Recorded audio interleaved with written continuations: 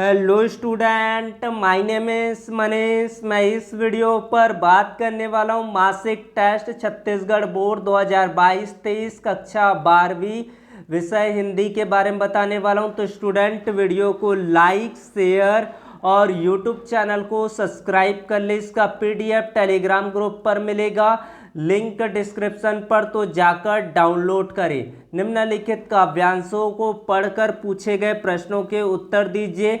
हो जाए से लेकर जल्दी जल्दी ढलता ये काव्यांश दिया हुआ है। काव्यांश के नीचे कुछ प्रश्न है, इसके उत्तर देना है। कवि के अनुसार कौन और क्यों थक गया? थका हुआ पंथी किस कारण तेजी से चलता है? दिन का पंथी कौन है? काव्यांश के भाव सौंदर्य पर प्रकाश डालिए। प्रस्तुत काव्यांश की रचना किस छंद में हुई है? ये 5 प्रश्न है। बच्चे प्रत्याशा में होंगे से लेकर यहाँ पर जल्दी जल्दी ढलता है। काव्यांश में ममता की शक्ति किस प्रकार उजागर हुई है? बच्चे नीड़ों में से क्या झांक रहे होंगे? काव्यांश में शिल्प सौंदर्य पर प्रकाश डालिए। काव्यांश में किन चित्रों द्वारा मार्मिकता उत्पन्न होती है? अन्य महत्वपूर्ण प्रश्न है, बच्चे किस बात की आशा में नीड़ों से झांक रहे होंगे? दिन जल्दी जल्दी ढलता है की आवृत्ति से कविता की किस विशेषता का पता चलता है? दिन जल्दी जल्दी ढलता है कविता का प्रतिपाद्य स्पष्ट कीजिए। फिर भक्तिन चैप्टर से, छोटे कद और दुबले शरीर वाली भक्तिन अपने पतले होठों के कोनों में दृढ़ संकल्प और छोटी आंखों से लेकर बरिश से संग रहित है। तो यहाँ पर क्या प्रश्न है? भक्तिन का कद व शरीर कैसा था? महादेवी वर्मा ने भक्तिन को अपने पास आए कितना समय बताया? तुम परिचय का बताई, यह 50 बरिस से संग रहित है। वाक्य का अर्थ स्पष्ट करना है। पर वह मूर्ख है या विद्या बुद्धि का महत्व नहीं जानती, कौन देखी सुनी तक ये दिया हुआ है। भक्तिन के विषय में असत्य कथन क्या था? भक्तिन अपने विद्या के अभाव को किस प्रकार भर लेती थी? भक्तिन क्यों नहीं पढ़ पाई थी? काव्यांश में भक्तिन के किस चारित्रिक गुण का पता चलता है? इसके प्रश्नों के उत्तर है, भक्तिन अपना वास्तविक नाम लोगों से क्यों छुपाती थी? भक्तिन को यह नाम किसने और क्यों दिया?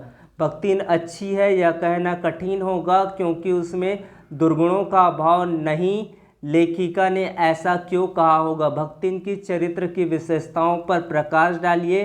भक्तिन और लेखिका के बीच संबंध कैसा था? भक्तिन के आधार पर बताइए कि हमारा समाज विधवा के साथ कैसा व्यवहार करता है। बाजार में एक जादू है, वह जादू आँख की तरह काम करता है से लेकर ये पूरा कम जकड़ होगी तक दिया हुआ है। अच्छे से एक बार पढ़ेंगे और इसका पीडीएफ जरूर डाउनलोड करें। टेलीग्राम ग्रुप पर जाए और इस पीडीएफ को डाउनलोड करें। तो पहला क्वेश्चन इसका है, बाजार की जादू की तुलना किससे की गई और क्यों? बाजार का जादू कब कब खूब चलता है? बाजार के जादू का असर उतरने पर क्या होता है? बाजार को सार्थकता से लेकर ये पूरा दिया हुआ है। अनित शास्त्र है। इसका पहला प्रश्न है, बाजार का बाजारूपन कौन लोग बढ़ाते हैं? किस कारण व्यक्ति कोरे ग्राहक और बेचक बन जाते हैं? कपट कब सफल होता है? बाजार की सार्थकता कब होती है? पहला प्रश्न है इसका। प्रश्नों के उत्तर, बाजार का जादू चढ़ने और उतरने पर मनुष्य पर क्या क्या असर पड़ता है? बाजारूपन से क्या तात्पर्य है? किस प्रकार के व्यक्ति बाजार को सार्थकता प्रदान करते हैं अथवा बाजार की सार्थकता किस में है? बाजार दर्शन पाठ में बाजार जाने न जाने के संदर्भ में मन में कई स्थितियां जिक्र आया है। आप इन स्थितियों से जुड़े अनुभवों का वर्णन कीजिए। मन खाली हो, मन खाली ना हो, मन बंद हो, मन में नकार हो। परचेसिंग पावर से आप क्या समझते हैं? ये मोस्ट आईएमपी प्रश्न है। वितान जो भाग 2 है, इससे महत्वपूर्ण प्रश्न है, यशोधर बाबू की पत्नी समय के साथ ढल सकने में सफल होती लेकिन यशोधर बाबू असफल रहते, ऐसा क्यों? ये वेरी इंपॉर्टेंट है, मोस्ट आईएमपी क्वेश्चन है, तो इसको कर लेंगे।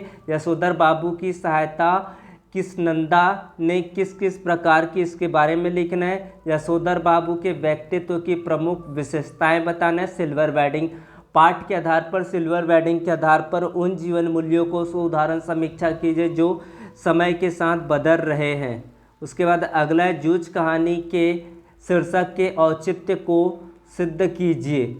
जूझ के कथानक के चरित्र की 3 विशेषताएं लिखिए। जूझ कहानी में आपको किस पात्र ने सबसे अधिक प्रभावित किया और क्यों, उसकी विशेषताओं पर प्रकाश डालिए। वीडियो को ज़्यादा से ज़्यादा लोगों तक शेयर करें ताकि ज़्यादा से ज़्यादा लोग इन टॉपिक्स को अच्छे से कवर करें। ये सभी एग्ज़ाम के लिए आप लोगों के लिए मोस्ट इम्पॉर्टेंट है। जूझ कहानी के प्रमुख पात्र आनंदा के स्वभाव की विशेषताएं लिखिए।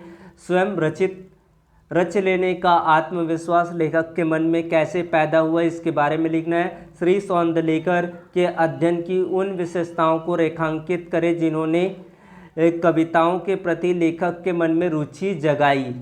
बालक आनंदा के पिता ने किन शर्तों पर उसे विद्यालय जाने दिया, ये भी मोस्ट इम्पॉर्टेंट है। फिर आपका भाषा से विविध आयाम से आपको मोस्ट IMP प्रश्न। संचार के मूल तत्व कौन कौन से हैं लिखिए। संचार कितने प्रकार के होते हैं लिखिए। पत्रकारिता के प्रमुख प्रकारों का उल्लेख कीजिए।